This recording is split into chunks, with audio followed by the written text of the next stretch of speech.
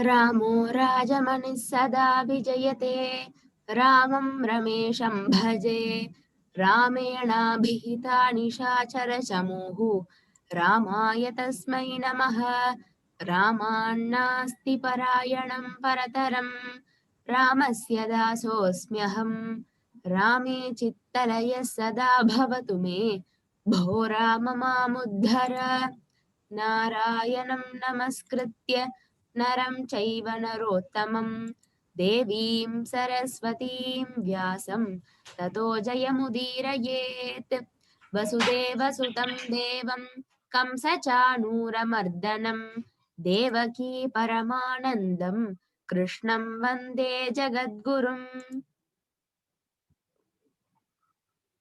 ओम श्री परमात्मने नमः। अथ प्रथमोऽध्यायः अर्जुन विषाद योगः।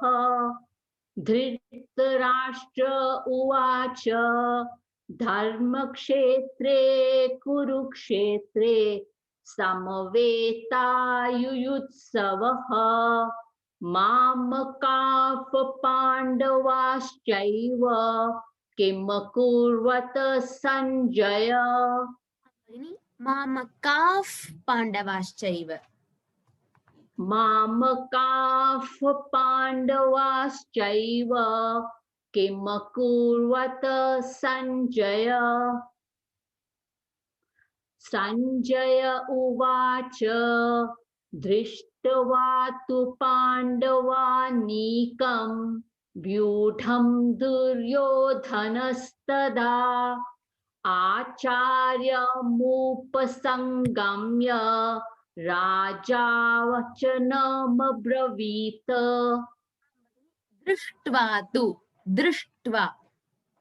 दृष्ट्वा तु पाण्डवानीकं व्यूढं दुर्योधनस्तदा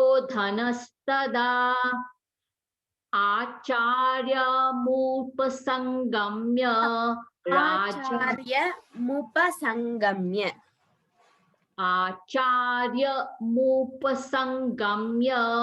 राजा वचनं ब्रवीत्। राजा वचनमब्रवीत्। राजा वचनमब्रवीत्। मब्रवीत it is मब्रवीत्। राजा वचनमब्रवीत्। पश्यैतां पाण्डुपुत्राणाम् आचार्य महतीं च मुं व्यूढा द्रुपदपुत्रेण तव शिष्येण धीमता। व्यूढां द्रुपदपुत्रेण व्यूढां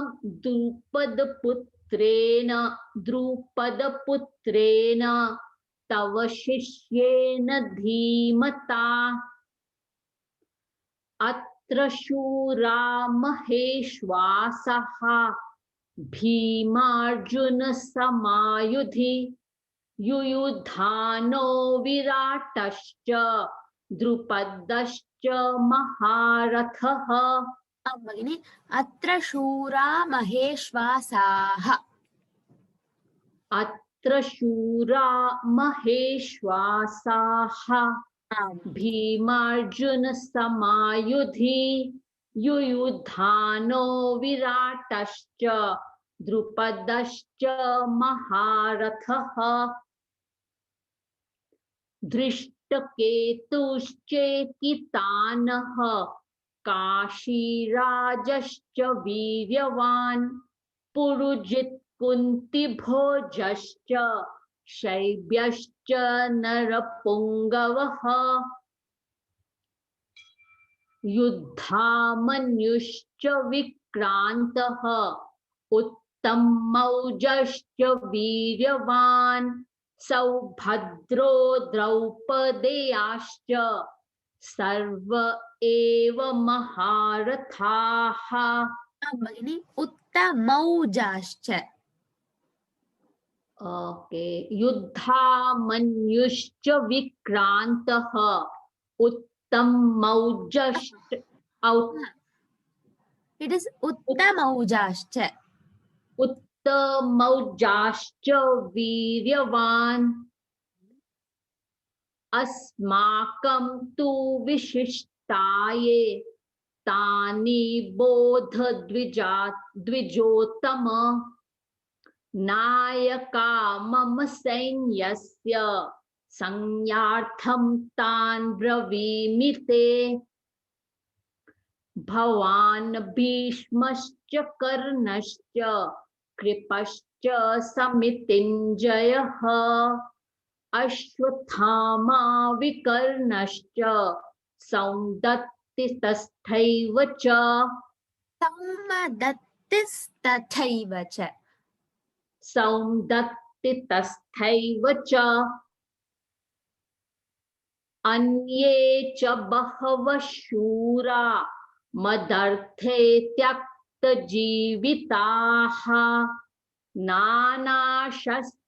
नानाशस्त्रप्रहरणाः सर्वे युद्धविशारदाः अपर्याप्तं तदस्माकं बलं भीष्माभिरक्षितं पर्याप्तं त्विदमे तेषां बलं भीमाभिरक्षितम् अयनेषु च सर्वेषु यथा भागमवस्थिताः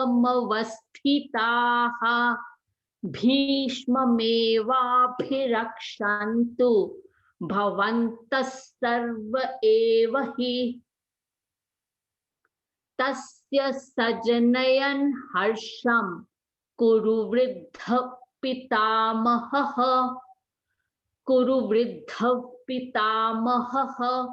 सिंहनादं विनद्योच्चैः शङ्खं दद्मौ प्रतापवान् Bhagini, tasya sanjanayan harsham. तस्य सञ्जनयन् हर्षं कुरु वृद्धौ पितामहः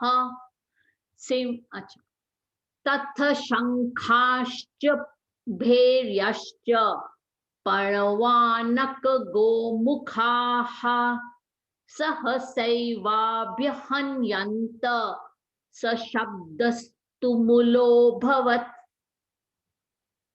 ततः श्वैतैर्हयैर्युक्ते महति स्यन्दने स्थितौ माधवः पाण्डवश्चैव दिव्यौ शङ्खौ प्रदध्मतुः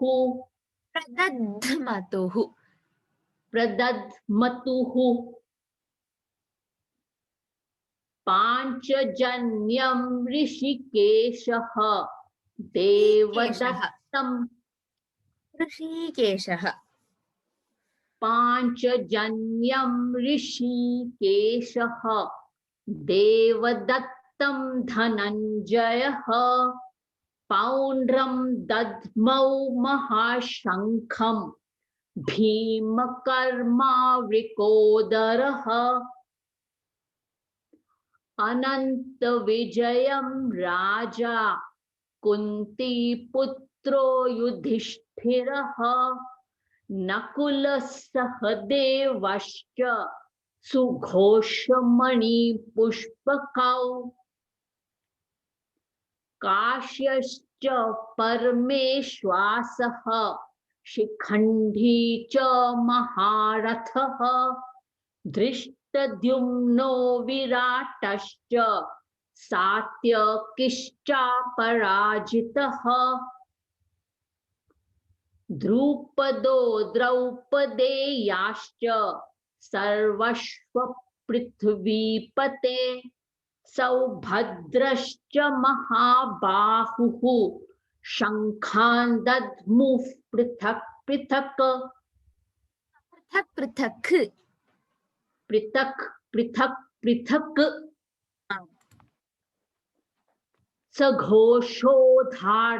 सघोषोधार्तराष्ट्राणां हृदयानि व्यादर सघोषोधार्तराष्ट्राणां हृदयानि व्यदारयत् नभश्च हृदयानिव्यदारयत् हृदयानिव्यदारयत् आम् नभश्च पृथिवीं चैव तुमुलो व्यनुनादयन् नादयन् अथ व्यवस्थितान् दृष्ट्वा धार्तराष्ट्रान् कपिध्वजः प्रवृत्ते शस्त्रसम्पाते धनुरुद्यम्य पाण्डवः ऋषिकेशं तदा वाक्यम् इदमाह महीपते अर्जुन उवाच सेनयोरुभयोर्मध्ये रथं स्थापय मेच्युत यावदेतान् निरीक्षेऽहं योद्धुकामानवस्थितान् कैर्मया सह योद्धव्यम् अस्मिन् रणसमुद्यमे योत्स्यमानानवेक्षेऽहं य एतत्र समागताः धार्तराष्ट्रस्य दुर्बुद्धेः युद्धे प्रियचिकीर्षवः संजय उवाच एवमुक्तो ऋषिकेशः गुडाकेशेन भारत सेनयोरुभयोर्मध्ये स्थापयित्वा रथोत्तमम् भीष्मद्रोण प्रमुखतः सर्वेषां च महीक्षिताम् उवाच पार्थ पश्यैतान् संवेतान् कुरूनिति तत्रा पश्यति स्थान् पार्थः पितृन्नथ पितामहान् आचार्यान् मातुलान् भ्रातॄन् पुत्रान् पौत्रान् सखींस्तथा भगिनी पितृनथ पितृनथ पितामहान् it is not pitrnath, it is pitrnath. I'll say the full sentence. तत्रा पश्यत्स्थितान् पार्थः पितृनथ पितामहान् श्वशुरान् सुहृदश्चैव सेनयोरुभयोरपि तान् समीक्ष्य स कौन्तेयः सर्वान् बन्धूनवस्थितान् कृपया परयाविष्टः विषीदन्निदं ब्रवीत अर्जुन उवाच दृष्टवे मम स्वजनं कृष्ण युयुत्सुं समुपस्थितम् सीदन्ति मम गात्राणि मुखं च परिशुष्यति वेपथुश्च शरीरे मे रोमहर्षश्च जायते शरीरे मे ओके वेपथुश्च शरीरे मे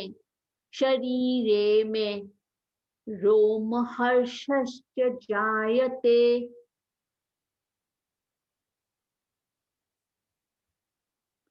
गाण्डीवं स्रंसते हस्तात् त्वक्चैव परिदह्यते न च शक्नोम्यवस्थातुं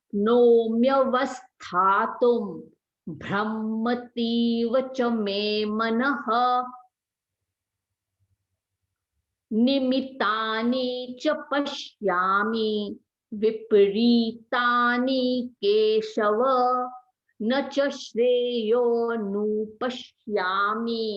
हत्वा स्वजनमाहवे न कांक्षे विजयं कृष्ण न च राज्यं सुखानि च किं नो राजेन गोविंद किं भोगैर्जीवितेन वा येषामर्थे कांक्षितं नः राज्यं भोगा सुखानि च त इमेव स्थिता युद्धे प्राणां त्यक्त्वा धनानि च आचार्याः पितरः पुत्राः तथैव च पितामहाः मातुलाः श्वशुराः पौत्राः शाला सम्बन्धिनस्तथा एतानन् हन्तुमिच्छामि घ्नतोऽपि मधुसूदन अपि त्रैलोक्यराज्यस्य हेतोः किं न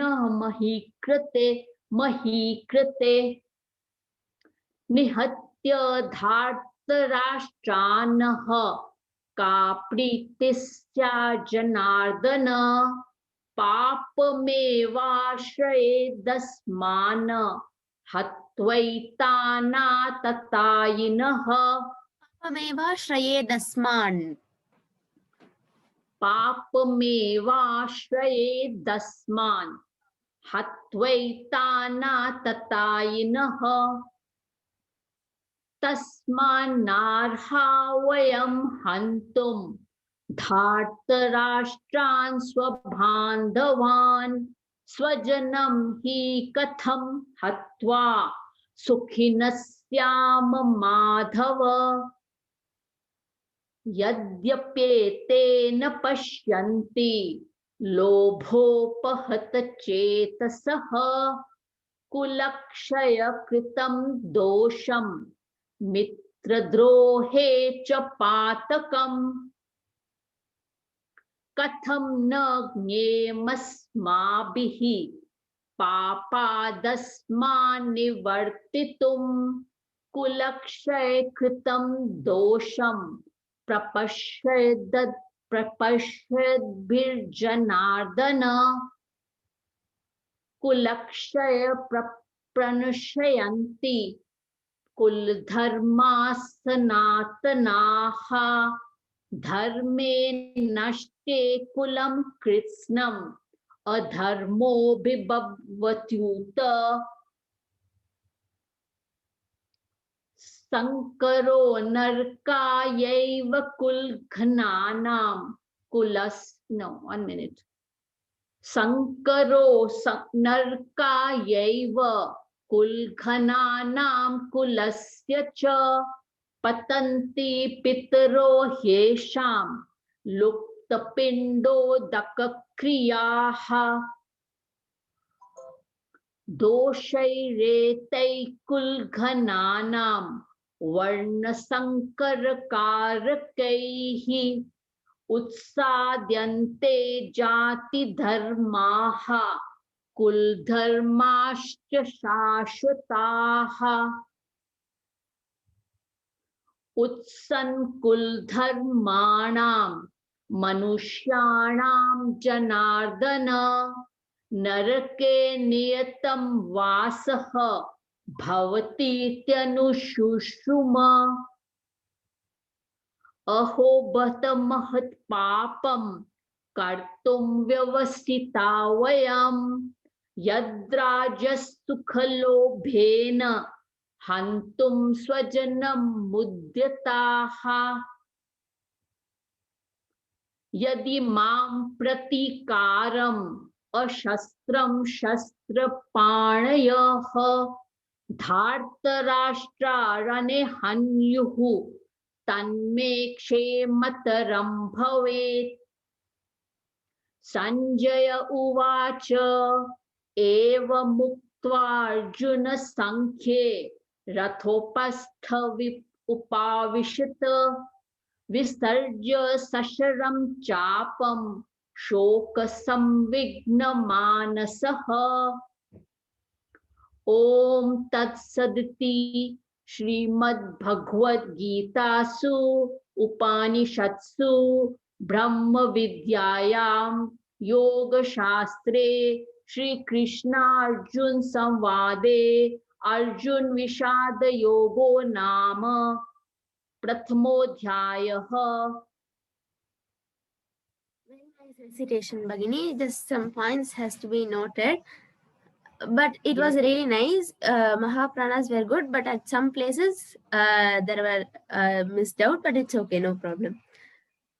So when the Mahapranas come back to back, like Ayaneshu cha sarveshu yatha bhaga mavasthitaha. So it comes back to back. That time you stress some of them, like you stress yatha bhaga. That bha you missed it. Yatha, that bha has to be stressed. Yatha bhaga mavasthitaha. All of them has to be stressed. So when it comes back to back, it is slightly missing, but no problem. You can correct it. Then one more thing is the long and the short vowels. Like when I say asmakam tu vishishtaye, I heard it as asmakam tu vishishtaye. That tu is short, so we should not lengthen it. So it is this asmakam tu vishishtaye. Same way like ayaneshu cha sarveshu. I heard it as ayaneshu cha sarveshu. That shu has to be shortened. So ayaneshu cha and when it comes to the long vowels like hrishikeshaha, hrishikesham, that time I heard it as hrishikeshaha. That time that she is dirgha. Hrishikeshaha, hrishikesham, like that. But no problem. Then the important thing which has to be improved from your side is that when you recite any Sanskrit verses, you have to make sure that if it is a half letter or a full letter. So here, when I say Drupada Putrena, that time in Hindi we say it as Drupad, but in Sanskrit we say Drupadaha. So here when we have a verse, Drupada Putrena, that time that Drupada, that the is full. It is not id, it is the. So it has to be pronounced as Drupada Putrena. So like that, Sauma Dattis Tathaivacha. So I heard it as Saum Dattis, but it is Sauma Dattis. It might be like that in Hindi. I don't know Hindi, so just saying Sauma Dattis. Then Kulakshaya Kritam. I heard it as Kulakshaya Kritam and Tathaivacha. So that time it is not Tathaivacha, it is Tathaivacha. Then when you I wanted you to recite this verse. Can you recite the first line, Bhagini? Sankaro Narakayaiva. Sankaro Narakayaiva Kulkhananam Kulasya cha. Here the la is full and the gha is half. Kulagnanam. Kulagnanam. Kulagnanam. Uttamam. Then, yeah, some of the verses I just wanted to tell them. 9th verse, can you just recite it? Anye cha bahava shuraha madarte tyakta jivitaha nana shastra praharnaha sarve yuddha visharadaha. Nana shastra praharanaha. It is not praharnaha, it is praharanaha. Nana Shastra Praharnaha. It is not prahar bagini, it is prahara. That ra is full. So in Sanskrit, we have to say the full letter if it's full. Shastra Praharnaha. Just practice it, you will get it Okay. surely. And when you say like asman bhavat upavishat, that time I heard it as asman. It is not na. That time that in is half. That na is half. Asman bhavat upavishat. So only these places has to be corrected. Just a couple of verses, then that's it. Can you recite this verse? Drupado Draupadeyaಶ್ಚ Sarvashav Prithvipate Saubhadraश्च Mahabahuhu Shankhan Dadmuf Prithak Prithak. Here prithak prithak. It is not ka. Prithak Prithak. Uttamam. Then the 23rd verse. I'll repeat it. Okay. Yotsya mananaveksheham ya etetra samagataha dhartarashtrasya durbuddhehe yuddhe priyachikishavaha. This time you got it right. I heard it as Dhartarashtrasya, but it was correct right now.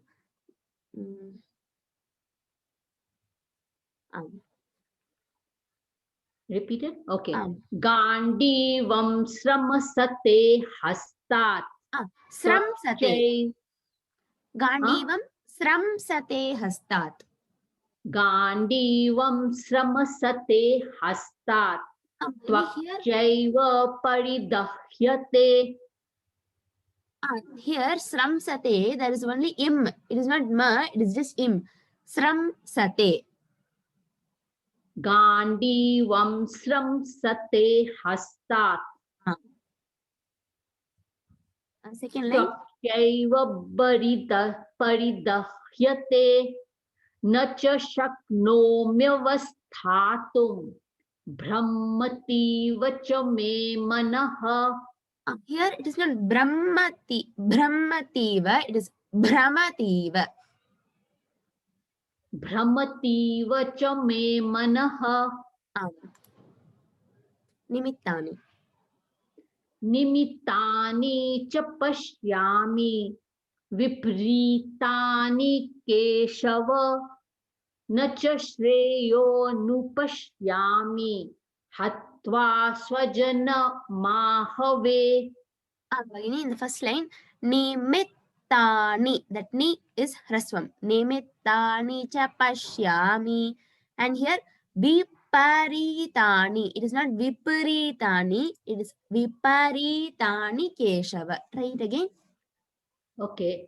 Nimittani cha pashyami. Viparitani keshava. Na cha shreyo nupashyami. Now what? That's it, Bhagini. Otherwise, it was really nice. Just make sure about it. Okay. Your Mahapranas, you actually everything you can correct. Just practice with the audios. Listen and practice. You will surely get it. Okay, but thank your you. recitation was really nice. Thank you. Dhanyavadaha.